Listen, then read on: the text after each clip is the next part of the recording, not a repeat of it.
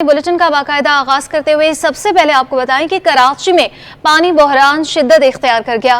Korangi number 5 में पानी की किल्लत मकीनों के लिए इम्तिहान बन चुकी। खवातीन खारे पानी के हाइड्रेंट से पानी भरने पर मजबूर हैं, जबकि मकीन पीने के लिए भी मुझे सेहत पानी पीने लगे। जिल्द और दीगर बीमारियों का फैलाव का खदशा पैदा हो गया है। इस हवाले से मजीद बताएंगी हमारी नुमाइंदा आयमा खान। जी बिल्कुल, शहर कायद में बुनियादी सहूलियात का फुकदान जो है वो बढ़ने लगा है। पानी की किल्लत जो है वो दिन ब दिन शहरियों के लिए अजाब बनती जा रही है। इस वक्त हम मौजूद हैं कोरंगी 5 नंबर J1 के एरिया में। यहाँ भी अगर मेरे कैमरामैन एहसन अमीन आपको दिखाएं तो यहाँ पे जो खवातीन हैं वो बाहर, घरों के बाहर जो फिल्टर प्लांट लगे हुए हैं इनके जरिए जो है वो पानी भर रही हैं। इस हवाले से बात करने के लिए हमारे साथ यहाँ की खवातीन भी मौजूद हैं। बताइएगा, कितना अरसा हो गया आपके इलाके में पानी नहीं आ रहा? मेरे को तो रमजानों से पहले का ही नहीं आ रहा है पानी। इतना हम लोग परेशान है, भर भर के बीमार हैं हम लोग। कैसे पानी भरें?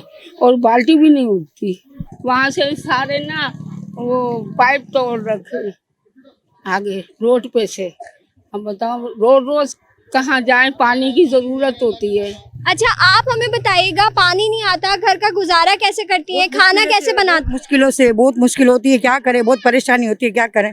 एक कतरा भी नहीं पानी पीने का, ना वज़ू करने का, बहुत परेशान है। कुछ कर दे, मेहरबानी आपकी। आप बताइएगा, कितना अरसा हो गया पानी नहीं आ रहा? पानी तो यहाँ काफी टाइम हो गया नहीं आ रहा है, बहुत परेशानी हो गई है। ये देखे यहाँ से सब भर भर के जा रहे हैं पानी। हम लोगों के घर में एक बूंद पानी की नहीं है। बराए मेहरबानी कुछ पानी के लिए करें। कहाँ जाएंगे हम लोग? अगर यहाँ भी नहीं मिलेगा कहाँ जाएंगे? नमाज पढ़नी होती है, घर के कितने काम होते हैं।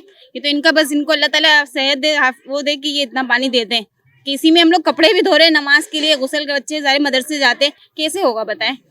जी बिल्कुल, जैसे कि आपने सुना कोरंगी 5 की खवातीन जो है वो हमारे साथ मौजूद थी और इनका यही कहना है कि पानी ना होने के बायस जो है वो काफ़ी मुश्किलात होती हैं। घरेलू उमूर भी जो है वो मुतासिर होते रहते हैं। साथ ही साथ इनका ये भी कहना था कि टैंकर्स में पानी आ जाता है ना, लेकिन हमारे जो नलके हैं उनमें पानी नहीं आता। और ये भी इनका मुतालबा है कि हुकूमत से इनका यही मुतालबा है कि जल्द अज जल्द जो है वो इनके इलाके में पानी की फराहमी को जी। शहर कायद में बिजली की लोड शेडिंग का सिलसिला थम नहीं सका। अल्लाह वाला टाउन में बिजली बंदी से मकीन परेशानी में मुब्तला है। कहते हैं कि 6 से 8 घंटे की लोड शेडिंग की जा रही है।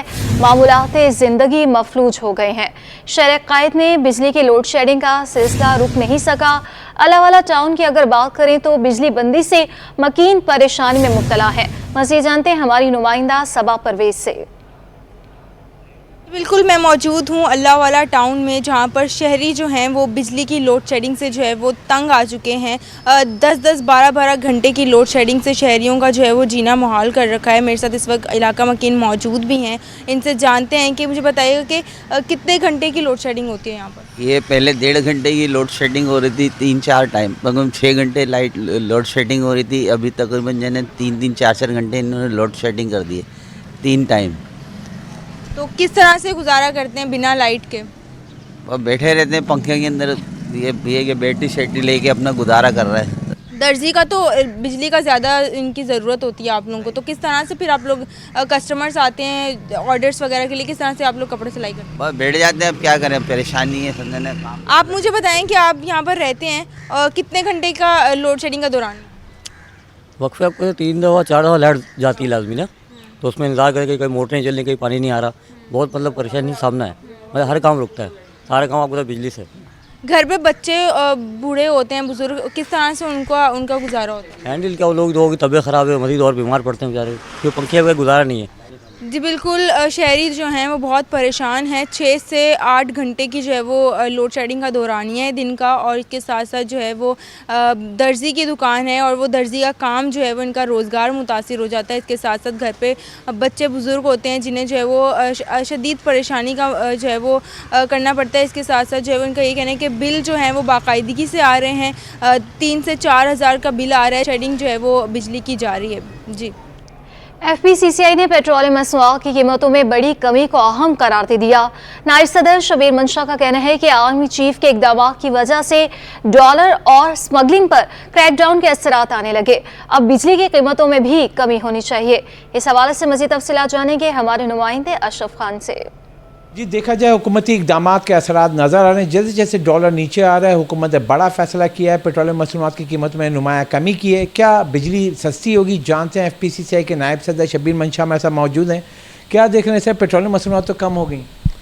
जी बहुत अच्छी एक ख़बर के हमारे आवाम के लिए डॉलर की कमी जो चीफ साहब के इक़दाम थे उसके असरात होते हुए ऑल्दो इंटरनेशनल मार्केट में डॉलर की प्राइस वेरी कर भी रही है, लेकिन उसके बावजूद यहाँ पे जो डॉलर कंट्रोल जिस तरह से किया गया उसकी वजह से असरात अब आने नज़र हुए हैं। हमने पहले भी इस चीज़ की डिमांड की थी और दरख्वास्त की थी कि जी के उसके असरात ग्राउंड पे नज़र आने चाहिए, जिसके असरात अब हम फील करना शुरू हो गए हैं कि जी के ऑयल प्राइसेस में जो इतना बड़ा अच्छा रिलीफ मिला है यहाँ पे तो लोगों को, तो उसके अंदर बहुत ये खुशाइंद है और इसको हम बेहतर समझते हैं तिजारत के लिए भी और ट्रांसपोर्टेशन के लिए भी। अब उम्मीद भी यही करते हैं कि ये तमाम मामला जिस तरह से यहाँ पे ट्रिकल डाउन हो रहे हैं तो अब हम ये उम्मीद करेंगे कि क्योंकि हमारी जो प्रोडक्शन है बिजली की या दूसरे तो उसके असरात भी इसके अंदर पड़ने चाहिए ताकि हमारी इंडस्ट्री जो इस वक्त बहुत बुरी हालत में सिसक के इतनी मुश्किल हालात में चल रही है,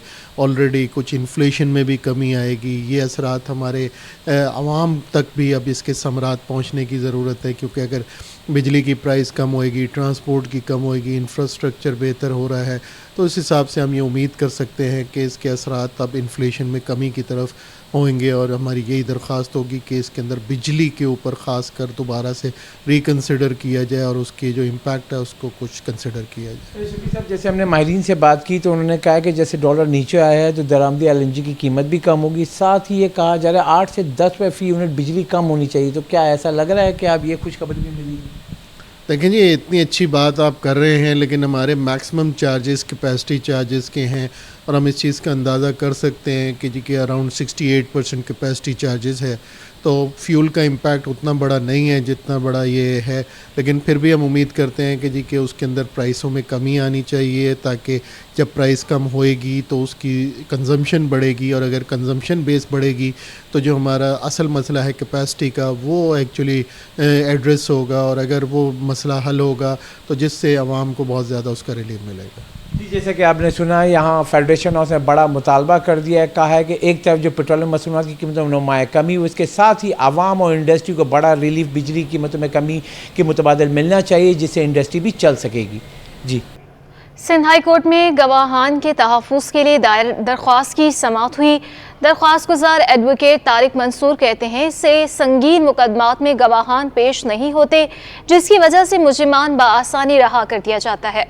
हमारे नुमाइंदे सैयद नुमान गुल वकील तारिक मंसूर के साथ मौजूद हैं, उनसे मज़ीद तफ़सीलात जानेंगे। नुमान बताइएगा। जी बिल्कुल, संगीन जराइम में मुलव्वस जो लोग हैं उस हवाले से जो केसेस होते हैं उसमें जो गवाहान पेश होते हैं उनकी जो है वो तहफ़्फ़ुज़ के हवाले से आज सिंध हाई कोर्ट में समाअत हुई थी, जिसमें जो है वो दरख्वास्त गुजार की जानिब से कहा गया था कि तहफ़्फ़ुज़ फराहम नहीं किया जाता। इस वक्त मेरे साथ एडवोकेट तारिक मंसूर साहब मौजूद हैं जो कि जिन्होंने ये केस दायर भी किया है। इनसे पूछते हैं, सर बताइएगा ज़रा ये केस क्या है और आपने क्या दरख्वास्त दायर की थी, अदालत ने क्या रिमार्क्स दिए? देखिए, सिंध विटनेस प्रोटेक्शन एक्ट 2013 जो है 2013 नवंबर के अंदर सिंध हुकूमत ने प्रोमलगेट किया था। इस कानून की ज़रूरत इसलिए पेश की आएगी कि बहुत से संगीन मुकदमात में जो हीनियस क्राइम्स होते हैं जिसमें 12 साल से ज़ायद सज़ा है, जिसमें अगवा बराए तावान भी है, रेप है, मर्डर है, चाइल्ड ब्रूटल टॉर्चर भी है, 16 साल से कम उम्र बच्चों का अगवा है, उसके अंदर और दूसरे जो एंटी टेररिज्म के मुकदमात हैं उसके अंदर मुल्क से गद्दारी के मुकदमात हैं और संगीन जराइम जो 12 साल से ऊपर जिसमें सज़ा है उन तमाम गवाहों का तहफ़्फ़ुज़ यकीनी बनाने के लिए ये कानून साजी की गई थी। हमने इसमें जो रिस्पोंडेंट्स को अदालत ने इस पर पहले सब तो हैरत का इज़हार किया और उस पर जब हमने अदालत की तवज्जो दिलाई उसके मुतल्लिक़ा सेक्शंस पे हमने बताया कि इसमें सिंध मिनिस्ट्री ऑफ इंटीरियर के होम डिपार्टमेंट का उनको नोटिस किया है, सेक्रेटरी लॉ एंड जस्टिस को नोटिस किया है, प्रोसिक्यूटर जनरल सिंध को नोटिस किया है, IGP सिंध को नोटिस किया। उसके साथ साथ अदालत ने स्पेशल तौर पे एडवोकेट जनरल सिंध को भी नोटिस करके 15 नवंबर तक की समाअत मुलतवी की है। ठीक है, बहुत बहुत शुक्रिया। एडवोकेट तारिक मंसूर साहब हमारे साथ मौजूद थे, केस के हवाले से बता रहे थे। केस की अगली समाअत जो है वो 15 नवंबर को होगी और 15 नवंबर को जो केस होगा उसमें फिर जो है उसके हवाले से भी आपको आगाह करेंगे। जी नाज़रीन, पाकिस्तान स्टॉक एक्सचेंज में तेजी का रुझान जारी है। 100 इंडेक्स में 270 पॉइंट्स का इजाफा हुआ। 100 इंडेक्स 50,000 की नफसियाती हद उबूर कर गई है। 6 साल 5 माह बाद 100 इंडेक्स में 50,000 की सतह बहाल हुई है। 100 इंडेक्स 50,004 की सतह पर पहुंच गया है। इसी बारे में बात करने के लिए अपने नुमाइंदे से भी राब्ता करेंगे। अभी आपको बताएं कि पाकिस्तान स्टॉक एक्सचेंज में तेजी का रुझान इस वक्त जारी है। 100 इंडेक्स में 270 पॉइंट्स का इजाफा हुआ है, जबकि 100 इंडेक्स 50,000 की नफसियाती हद भी उबूर कर गई। 6 साल 5 माह बाद 100 इंडेक्स में 50,000 की सतह बहाल हुई है और 100 इंडेक्स 50,004 की सतह पर पहुंच गया है। पाकिस्तान स्टॉक एक्सचेंज में तेजी का रुझान इस वक्त जारी है। बात करने के लिए हमारे नुमाइंदे अयास राना ने हमें ज्वाइन किया। अयास, बताइएगा इस हवाले से।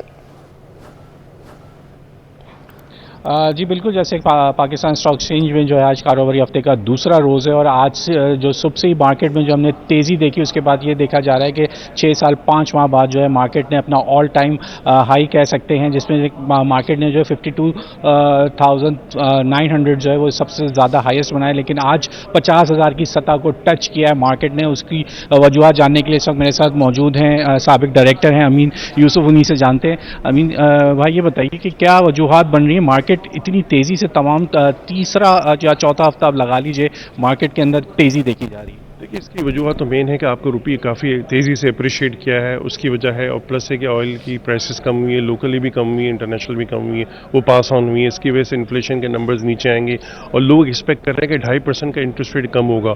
इसी वजह से आप देख रहे हैं मार्केट में बाइंग देखने में आ रही है, सीमेंट सेक्टर में देखने में आ रही है, ऑयल में देखने में आ रही है और गैस में, क्योंकि गैस की प्राइसेस बढ़ेंगी तो उसका इम्पैक्ट गैस की कंपनीज पर आएगा, तो उसमें भी बाइंग देखने में आ रही है। इसी वजह से आप देख रहे हैं कि इंडेक्स ने इतने सालों बाद 6 साल ऑलमोस्ट के बाद अपना हाई दिखाया है। और प्लस एक दफ़ा आप देखें कि मार्केट ने 53,000 का लेवल भी दिखाया था इंटरडे में। मुझे लग रहा है वो मार्केट आगे जाके ब्रेक करने वाली है और रुपये जिससे लग रहा है कि और अप्रिशिएट करेगा, तो इसके इम्पैक्ट्स और आएंगे। जैसे अभी अगर इंटरेस्ट रेट कम होता तो आने वाले दिनों में 2-3 महीने में अगर और इन्फ्लेशन के नंबर्स नीचे आएंगे तो और आप कट देख सकते हैं। देखिए, जब इंटरेस्ट रेट नीचे जाते हैं तो लोग स्टॉक मार्केट की तरफ आते हैं और फिक्स से कन्वर्ट करके स्टॉक में डाइवर्ट कर रहे हैं। तो प्लस रिजल्ट्स बड़े ज़बरदस्त आ रहे हैं, अच्छी अर्निंग्स आएंगी। जितनी की वैल्यू नहीं उतनी ज़्यादा की तो अर्निंग आ रही है। आप देखें ना, रिफाइनरी सेक्टर में देख लें, PSO में देख लें, तो अर्निंग्स तो बहुत ज़बरदस्त हैं।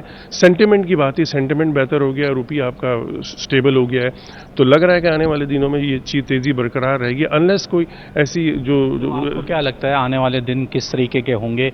मार्केट अपने तमाम ब्रेक कर देगी, जो रिकॉर्ड है 53,000 का जो इंट्रा डे के अंदर उसने टच किया, इस दफ़ा क्या लगता है मार्केट क्लोज भी कर जाएगी 53,000? देखिए, अगर आप पूरी मार्केट में देखें अभी भी चीज़ें इतनी बड़ी नहीं है। इंडेक्स अगर बढ़ गया है, लेकिन कुछ हैवी वेट्स होते हैं जो ऑयल के वो बढ़े, लेकिन ओवरऑल अक्रॉस द बोर्ड आप देखें अभी भी बहुत सी स्क्रिप्ट्स हैं बहुत नीचे लेवल पे आपको मिल रही हैं। अर्निंग वाइज अगर आप देखें, अर्निंग वाइज देखें तो आपको तो 1 या 2 के मल्टीपल पे चीज़ें मिल रही हैं, वो तो कभी भी नहीं गई।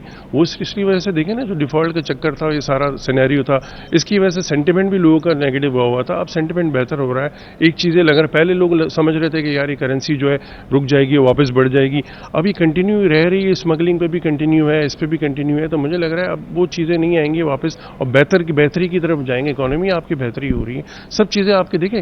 स्टॉक मार्केट में क्या होता है, जब चीज़ें बेहतर होती हैं तो उसकी न्यूज़ पे मार्केट चल रही होती है और चीज़ें नज़र आ रही होती है, तो इन्वेस्टर आके मार्केट में बाइंग भी कर रहा होता है और काम भी कर रहा होता है। सेंटिमेंट बेहतर है, चीज़ें अच्छी हैं। आने वाले दिनों में अगर इलेक्शन की डेट आ जाती है तो वो भी मार्केट ट्रिगर करेगी और लग रहा है कि मार्केट ऑल टाइम हाई इसी साल में दिखा देगी। तो आपको इस वक्त कौन से ऐसे सेक्टर्स लग रहे हैं जो मार्केट को सहारा दिए हुए हैं और इतने जो है 50,000 की सतह पे ले जाना, जो कि इलेक्शंस के बाद एक्सपेक्टेड था, वो इलेक्शन से बहुत पहले ही ये जो है इसकी सतह बहाल हो रही है, तो वो कौन से सेक्टर्स हैं जो इस वक्त मार्केट को सपोर्ट किए हैं? सेक्टर वाइज बता दीजिए। देखिए, रिफाइनरी आप सबसे नंबर 1 है। आप रिफाइनरी की प्राइसेस देख लें, स्क्रिप्स की क्या प्राइसेस थी, अभी क्या है, 2 महीने पहले चले जाए। ऑयल सेक्टर है, ऑयल रिफाइनरी आप देखें, अब सीमेंट भी आहिस्ता आहिस्ता चलना शुरू हो गया है।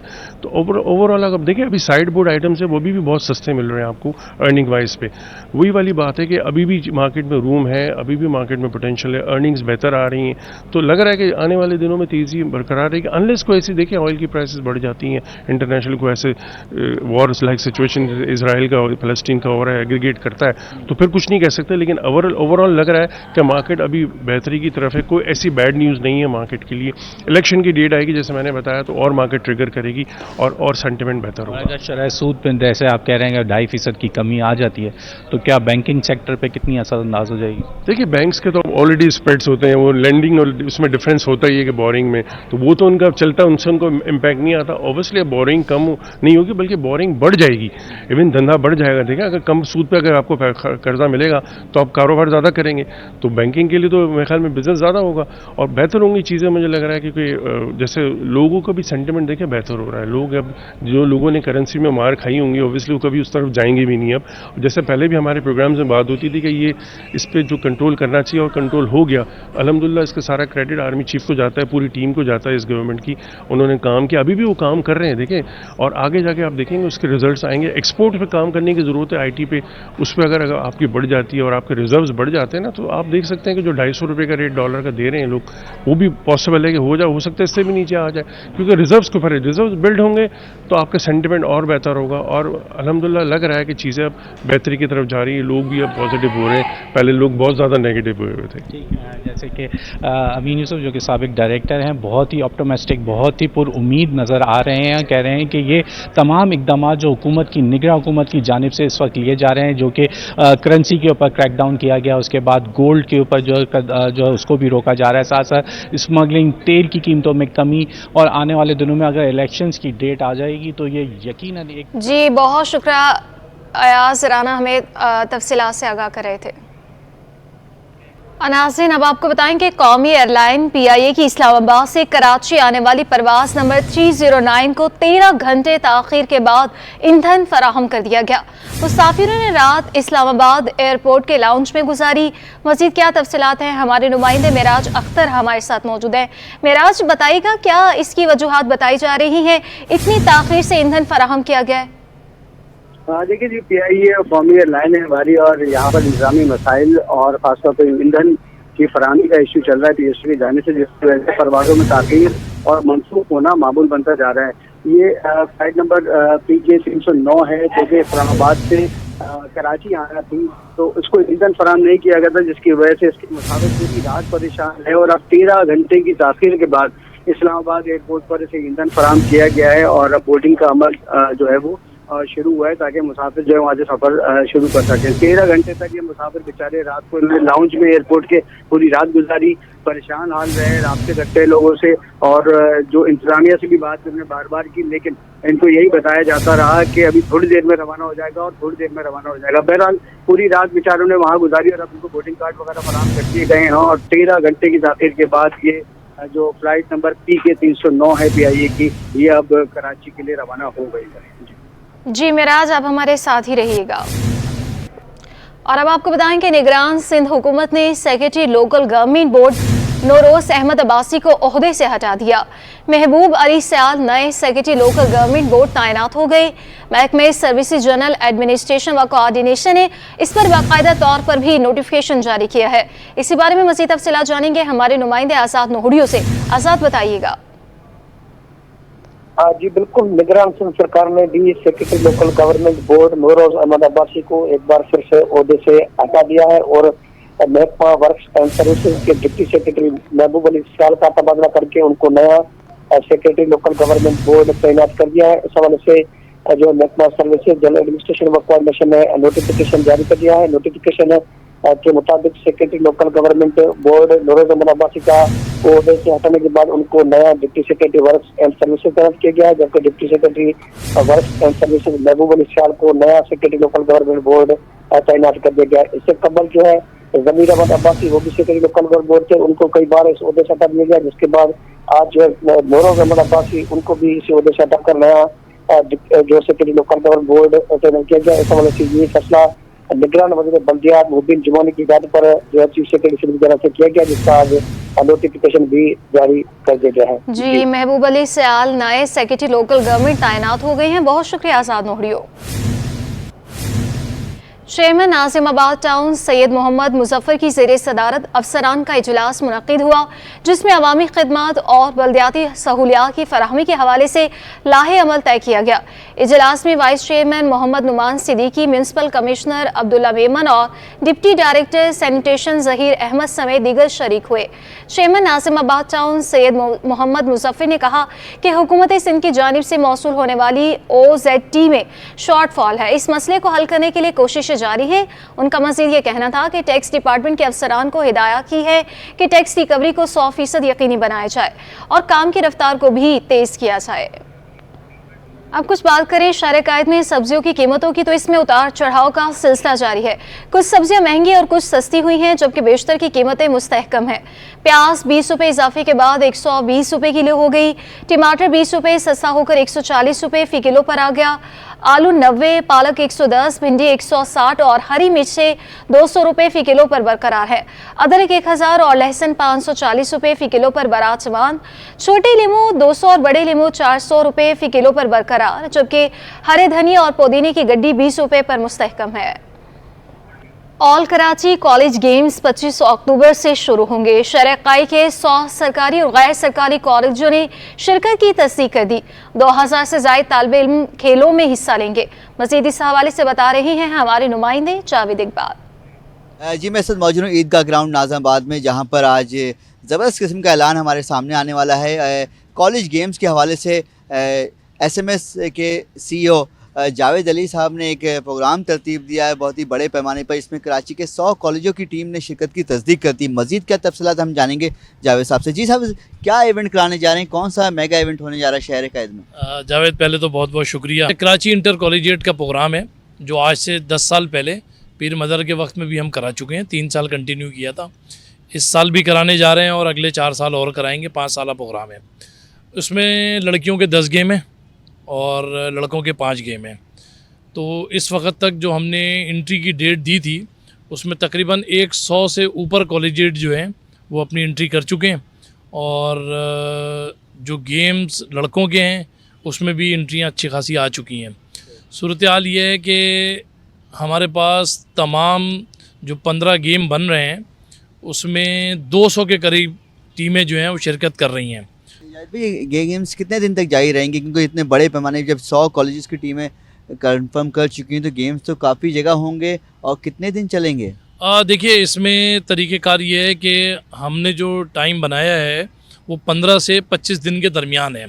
इसमें तकरीबन 2000 बच्चा जो है बॉयज़ एंड गर्ल्स मिला के वो तालिब इल्म जो है वो हिस्सा लेंगे मुख्तलिफ़ कैटेगरी के मुख्तलिफ़ स्पोर्ट्स में। तालीमी इदारों में तालीम तो दी जाती है, लेकिन स्पोर्ट्स की टैलेंट के तलाश में ये इवेंट आपका बड़ा मददगार साबित होगा। देखिए, इस इवेंट की सबसे अच्छी बात यह है कि मैं जुनैद अली शाह साहब से मिलने गया था, स्पोर्ट मिनिस्टर जो हैं, उनको जब मैंने ये बताया तो वो बहुत खुश हुए। उन्होंने कहा चलो तुम सिंध गेम से पहले कर रहे हो तो अच्छा है कि हमें भी एक नया टैलेंट जो है वो मिल जाएगा। उसका फ़ायदा ये होगा कि दुनिया देखेगी तो उस टैलेंट को भी आगे बढ़ने में का मौका अच्छा मिलेगा।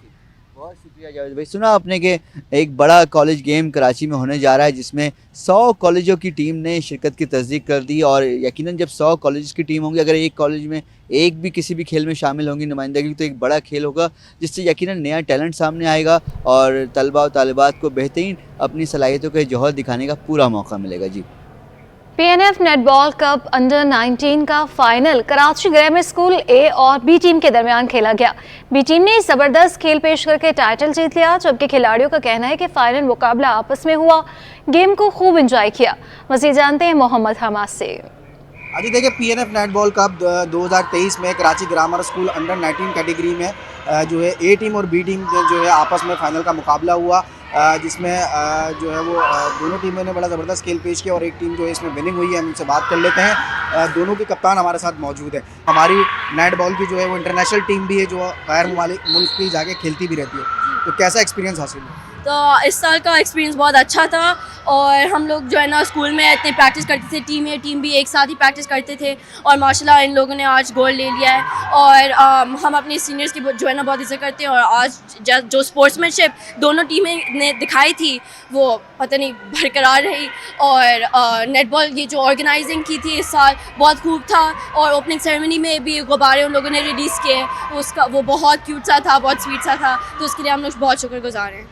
हमारे साथ मौजूद हैं जीतने वाली कप्तान कराची ग्रामर स्कूल ही की हैं, हम इनसे भी बात कर लेते हैं। आप मुझे बताइएगा, पहले तो बहुत मुबारक हो, दोनों टीमों ने आपस में मुकाबला किया, जब दो टीमें आपस में टकराती हैं और एक ही साथ खेलना उठना बैठना तो एक अच्छा माहौल फील करती है। क्या कहेंगे, जीतने की कितनी खुशी है और इस गेम को आगे और कितना लेके जाना चाहिए, क्योंकि अभी आप स्कूल लेवल पर हैं, फिर ये इंटर स्कूल है, फिर इंटर यूनिवर्सिटी भी है, तो क्या समझती है कि आगे इसको किस तरह लेके चलना है? तो शुक्रिया पहले हमारी जीत का और हम बहुत खुश हैं कि हम जीते, मगर एंड में दोनों स्कूल की टीमें हैं तो स्कूल के लिए जीते एंड में, तो हम सब बहुत खुश हैं। बाकी ये बहुत अच्छा इवेंट था, हर साल हम लोग खेलते हैं और हमारे स्कूल से खेलने में हमारा ये लास्ट ईयर है, तो बस है उसके बारे में थोड़े उदास है, मगर नेक्स्ट ईयर इंशाल्लाह हम इंटर यूनिवर्सिटी खेलेंगे और आपने बोला जैसे आगे लेवल जब नेशनल्स और इंटरनेशनल्स बहुत होते हैं तो होपफुली हम सब उनमें उसमें भी हिस्सा लेंगे और हम बहुत सारे आगे जाके नेटबॉल कंपटीशन में खेलते रहेंगे। देखिए कि हमारे साथ मौजूद है कराची ग्रामर स्कूल की दोनों कप्तान हैं ए और बी टीम की, जिन्होंने फाइनल में आपस में टकराई, बड़ा ज़बरदस्त इनका मुकाबला हुआ, एक टीम ने इसमें जो है विन किया है और उनके काफ़ी खुशी हुई, ये कहती है कि आगे जाके हम इंटर यूनिवर्सिटी और फिर नेशनल इंटरनेशनल लेवल पर भी हिस्सा लेकर पाकिस्तान का नाम रोशन करेंगे। पुलिस का नाम सुनते ही बंदूक, गोली और चोर सिपाही का ख्याल ज़हन में आता है, लेकिन आज हम आपको कराची पुलिस की ऐसी जवान से मिलवा रहे हैं जो हाथ में असलहे की जगह गिटार और ज़बान पर गीतों की मिठास रखता है। तफसीलात मेराज अख्तर की रिपोर्ट में। कर दिया निकम्मा हमें इश्क ने है, आदमी थे हम भी बड़े काम के। कराची पुलिस ऑफिस में गिटार की धुन पर अपने फन का मुजाहरा करता ये कोई आम गुलकार नहीं बल्कि पुलिस कमांडो समीर हमजा है, जो केपीओ के सोशल मीडिया डिपार्टमेंट में तैनात है। दफ्तरी उमूर की अंजाम दही के बाद मौसूफ को पसंदीदा मशगला नई नई धुनें बजाना और फिर आवाज का जादू जगाना है। अब तो जिंदा हूँ मैं इस नीले आसमां में।